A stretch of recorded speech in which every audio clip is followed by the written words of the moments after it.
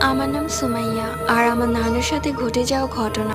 সেই সময় আমার নানুদের বাথরুম ছিল বাসা থেকে একটু দূরে। সেই বাথরুমটা ছিল একটা বট গাছের নিচে।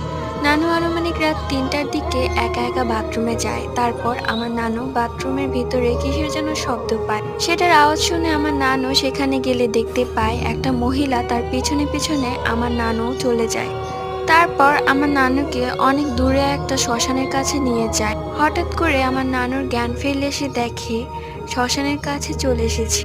তারপর আমার নানুর কাছে সিগারেট ছিল। সে তাড়াতাড়ি করে সিগারেটে আগুন ধরায়। তারপর নানু অনেক ভয় পায়। কিন্তু পরদিন একটা ব্রিজের উপর বেহুশ হয়ে পড়ে থাকে আমার নানু।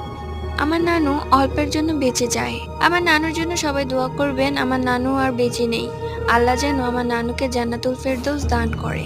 Thank you so much Sumaiya. আমরা সবাই দোয়া করবো আল্লাহ যেন আপনার নানুকে জান্নাতবাসী